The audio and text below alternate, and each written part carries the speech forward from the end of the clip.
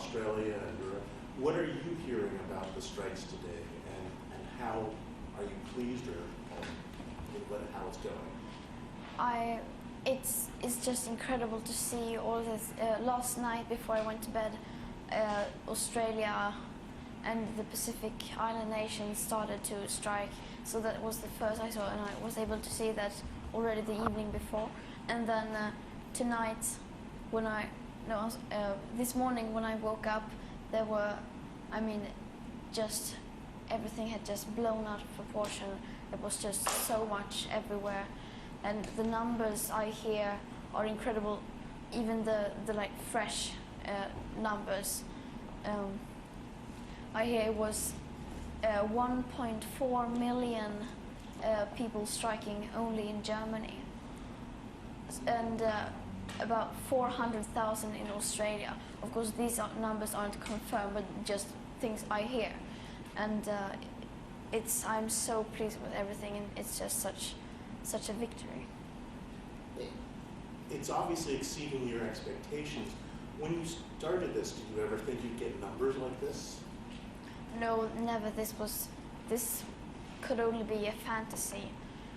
I would never have predicted or believed that this was going to happen someday, and so fast in only a few months.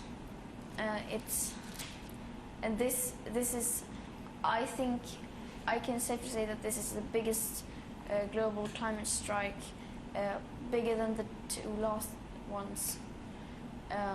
So we will just see. I can't wait to see all the official numbers come in. It will be magnificent. Do you think that will get the message across, or is there a point where you think no matter how much people show up, do this, that the message can't get that message across to some places and some people? Of course, marches like these won't do any concrete action. It won't change everything, but it's such a strong message. And I think that if enough people go together and stand up for this, then that can have a huge difference, both in the social differences, social tipping points, but also to put pressure on the people in power and to make them, to actually hold them accountable and to say you need to do something now.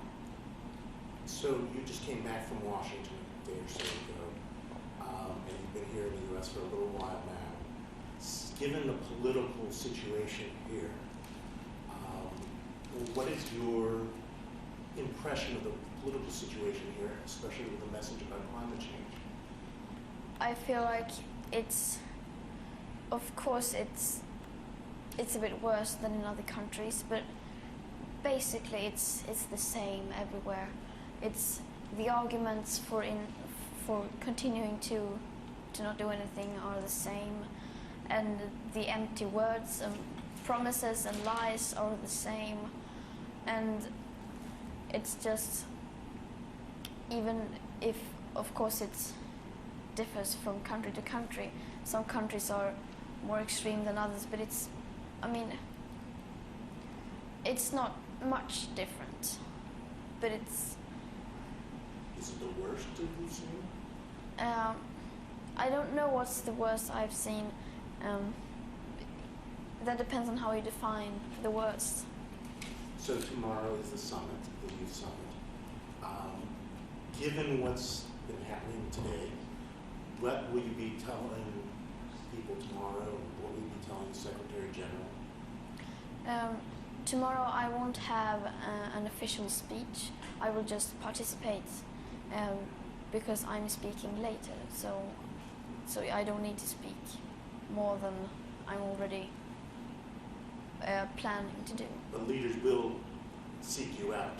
Yeah, and I will just tell them to, refer to the science and tell them you need to listen to the science and you need to take your responsibility and to actually take the measures required.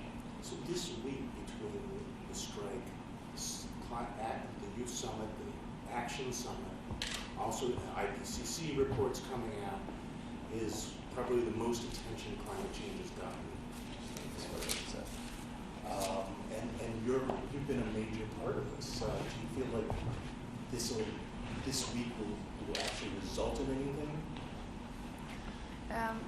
I don't know if this week will result in anything. We must hope, but we must also be prepared for that nothing comes out of it. And then we need to continue no matter what, because giving up cannot be an option. But indeed, this is a great opportunity we could actually accomplish something. World leaders could actually accomplish something because they have this opportunity to do something, and they should take that, and otherwise they should feel ashamed. So overall, given what's happened the last couple of weeks, are you more optimistic about your future, the Earth's future, than you were a month ago? Less optimistic, about the same? I think I'm about the same optimistic now as 1 month ago, because of course things are continuing to happen, and with this strike and everything, and that the climate crisis is more on the agenda, but still a month has passed since then and the emissions haven't drastically reduced, so it's, yeah, I don't know, I'm the same as before. So what do you see the future for you in 30, or not just you, for your generation 30 years from now? How bad do you think it will be, or how not so bad? I have no idea how bad it will be when I am an adult, and I think it's impossible to predict exactly how it will be for us. I mean, I don't know. No one knows how it's going to be.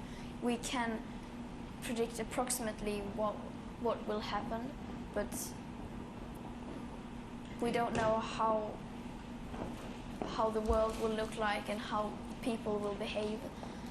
So is there anything I haven't asked you that I should have that you wanted to say? I don't know.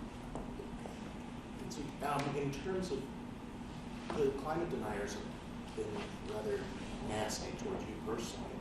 How do you take that? I mean, some of the things they say are pretty horrible.